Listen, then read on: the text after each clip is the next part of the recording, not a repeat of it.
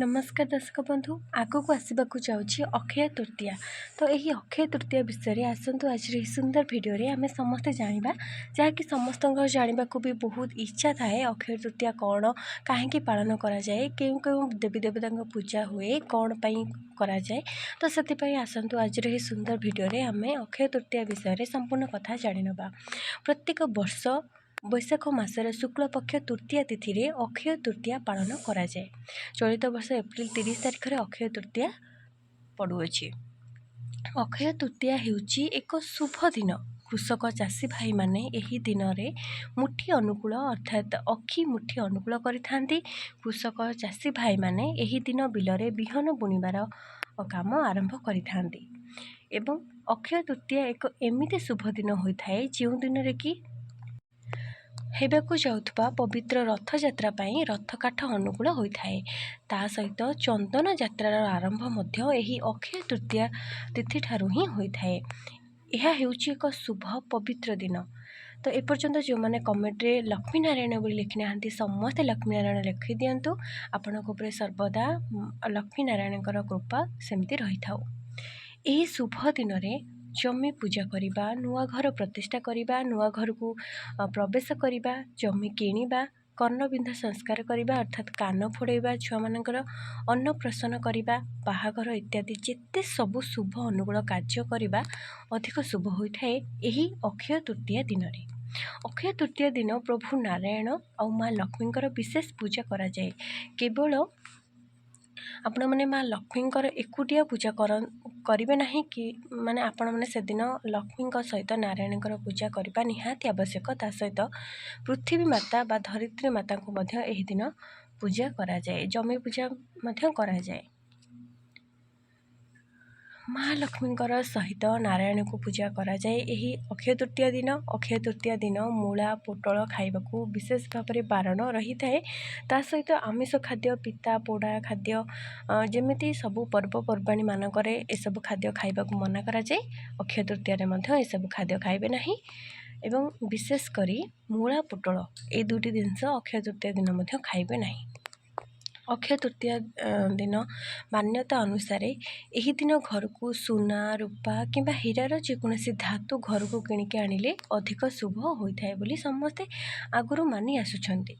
किंतु समस्ते यही सब जिनस किणी न पारिले कारण समस्ते तो सुना रूपा हीरा किणी पारिबे नहीं ना। तो जो मैंने न किणी पारिबे से मैंने हलदिया रंगर कौड़ी मिलଯିव आपन को जमी धला रंगर सबुआड़े मिली थाए कौड़ी तो हलदिया रंगर मध्य मिलଯିव खोजिले।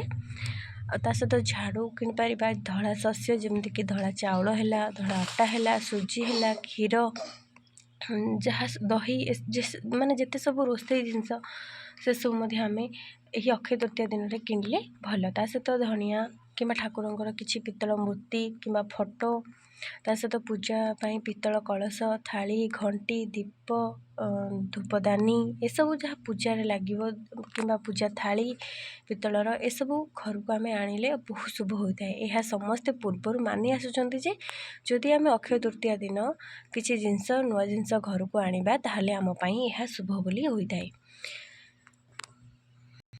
मन रखु अक्षय तृतीया भली शुभ दिन में शुभ तिथि रे घर को केबे भी लुहा जिनस धारुआ जिनस छुरी कैंची ये सब जिनस केबे भी किणिकी घर को एदिन आनिबे नहीं। ठीक अच्छे तापर आम जाना किंतु कौन भी जिनस हो कि सुना रूपा कि हीरा हो एसबू जिनस अक्षय तृतीया दिन घर को आनिले आमर जेकोसी जिनस आम घर को आनिले आमर एसबू पुण्य माने पुण्य आमर किसी होन थाए। एसबू आमर आवश्यकता पड़ी थाए आमर पाखे किसी पुंजी थाए से आम ये सब आनी था आगुरी जेहेतु मान्यता रही आम से सब किणिकी आणती।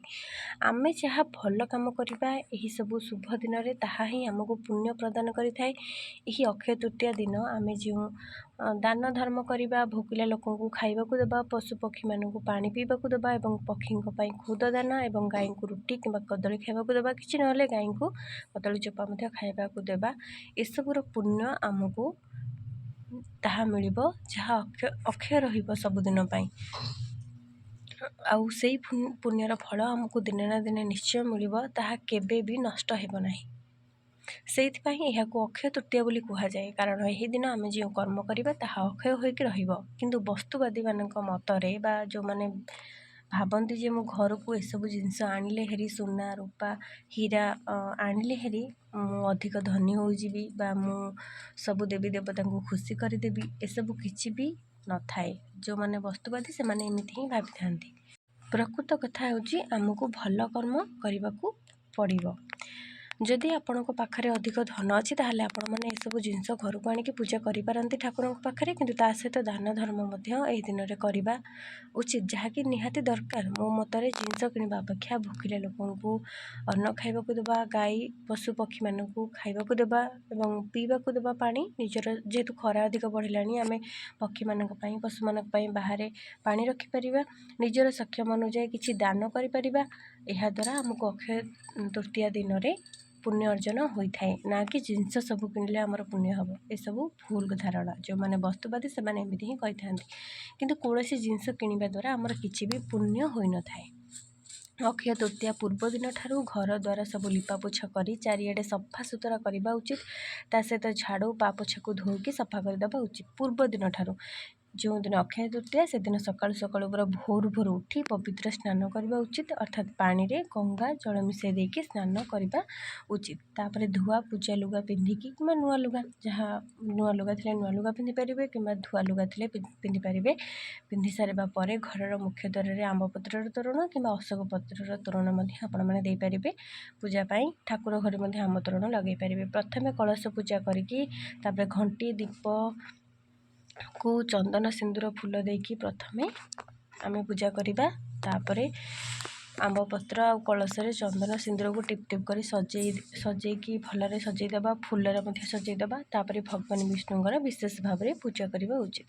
ଭଗବାନ ବିଷ୍ଣୁଙ୍କର ଗାୟତ୍ରୀ ମନ୍ତ୍ର ଜପ କରିକି ଆମେ ପୂଜା କରିପାରିବା। ଏହି ଅକ୍ଷୟ ତୃତୀୟାର ବ୍ରତ 8 ବର୍ଷ ଧରି କରିବା ଉଚିତ। ନହେଲେ ଯେଉଁମାନେ ବ୍ରତ ନ ରଖୁଛନ୍ତି ସେମାନେ ପ୍ରତିବର୍ଷ ଭଗବାନ ବିଷ୍ଣୁଙ୍କର ପୂଜା ନୀତି ନିୟମରେ ମଧ୍ୟ କରିପାରିବେ। ବିଷ୍ଣୁଙ୍କର ଗାୟତ୍ରୀ ମନ୍ତ୍ର ହେଉଛି ଓମ୍ ନାରାୟଣସ୍ୟ ବିଦ୍ମହେ ବାସୁଦେବାୟ ଧୀମହି ତନ୍ନୋ ବିଷ୍ଣୁ ପ୍ରଚୋଦୟାତ୍, ଓମ୍ ନମୋ ଭଗବତେ ବାସୁଦେବାୟ। ଏହି ମନ୍ତ୍ରକୁ ଜପ କରି ଭଗବାନ ବିଷ୍ଣୁଙ୍କର ପୂଜା ସେଦିନ କରିବା ଉଚିତ। ଏବଂ ମା ଲକ୍ଷ୍ମୀଙ୍କର ମଧ୍ୟ ଗାୟତ୍ରୀ ମନ୍ତ୍ର ରହିଛି, ତାକୁ ମଧ୍ୟ ଆପଣମାନେ ସେଇଦିନ ସେଇ ମନ୍ତ୍ର ଉଚ୍ଚାରଣ କରିକି ପୂଜା କରିପାରିବେ। ବିଶେଷ ଭାବରେ ଲକ୍ଷ୍ମୀ ଓ ନାରାୟଣଙ୍କର ପୂଜା ଏହି ଦିନରେ ହେବା ଉଚିତ। ଦିନସାରା ମଧ୍ୟ ଏହି ମନ୍ତ୍ରକୁ ଜପ କଲେ ପାପ ସବୁ ନଷ୍ଟ ହୋଇଥାଏ। ତା ସହିତ କୃଷକ ଭାଇମାନେ ଅକ୍ଷି ମୁଠି ଅନୁକୂଳ କରିଥାନ୍ତି। ଜମିରେ ପୂଜା ହୋଇଥାଏ, ଜମିରେ ନୂଆ ବିହନ ବୁଣା ହୋଇଥାଏ।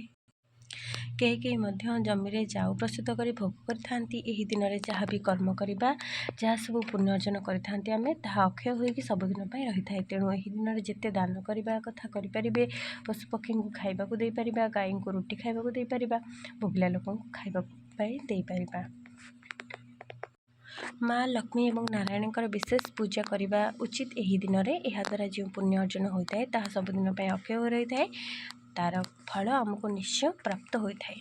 ତେବେ ଏହି ଦିନଟି ହେଉଛି ଏକ ପବିତ୍ର ଦିନ ଅକ୍ଷୟ ତୃତୀୟା, ଯାହାକି କୃଷକ ଭାଇମାନେ ଖୁସି ଆନନ୍ଦରେ ଏହି ଅକ୍ଷୟ ତୃତୀୟାକୁ ପାଳନ କରନ୍ତି। ଭୂମି ପୂଜନ କରନ୍ତି, ଅକ୍ଷି ମୁଠି ଅନୁକୂଳ କରନ୍ତି, ବିହନ ବୁଣିଥାନ୍ତି, ପୂଜା କରିଥାନ୍ତି, ଜାଉ ହୁଏ, ଠାକୁରଙ୍କର ଦେବାଦେବୀଙ୍କର ପୂଜା ହୁଏ। ଘରେ ସବୁଆଡ଼େ ଆମ୍ବ ତୋରଣ ଅଶୋକ ପତ୍ରର ତୋରଣ ଦିଆଯାଏ, ଫୁଲରେ ସଜାଯାଏ, ଦୁଆର ବନ୍ଧକୁ ମଧ୍ୟ କବାଟକୁ ମଧ୍ୟ ପୂଜା କରାଯାଏ। ଏସବୁ ଆପଣମାନେ ଯଦି ନୀତି ନିୟମରେ କରିପାରିବେ ଏହା ଆମ ପାଇଁ ଭଲ ଫଳ ପ୍ରଦାନ କରିଥାଏ। ଆଶା କରୁଛି ଆପଣମାନେ ଅକ୍ଷୟ ତୃତୀୟା ବିଷୟରେ ସମ୍ପୂର୍ଣ୍ଣ ତଥ୍ୟ ପାଇସାରିଥିବେ ଏବଂ ସବୁ କଥା ବୁଝିପାରିଥିବେ। ଶେଷ ପର୍ଯ୍ୟନ୍ତ ଭିଡ଼ିଓଟି ଦେଖିଥିବାରୁ ଆପଣମାନଙ୍କୁ ଅଶେଷ ଧନ୍ୟବାଦ। ଭିଡ଼ିଓଟି କିପରି ରହିଲା କମେଣ୍ଟ କରି ନିଶ୍ଚୟ ଜଣାନ୍ତୁ। ସମସ୍ତେ କମେଣ୍ଟରେ ଲକ୍ଷ୍ମୀନାରାୟଣ ବୋଲି ଥରୁଟିଏ ଲେଖିଦିଅନ୍ତୁ। ଆଉ ହଁ, ଚ୍ୟାନେଲକୁ ସବସ୍କ୍ରାଇବ୍ କରିବାକୁ ଆଦୌ ବି ଭୁଲନ୍ତୁ ନାହିଁ, କାହିଁକିନା ଏମିତି ଶିକ୍ଷଣୀୟ ଭିଡ଼ିଓ କେବଳ ଆପଣମାନେ ଏହି ଚ୍ୟାନେଲରେ ହିଁ ପାଇପାରିବେ। ଆଜି ପାଇଁ ଏତିକି, ରହିଲି। ଜୟ ଜଗନ୍ନାଥ, ଧନ୍ୟବାଦ।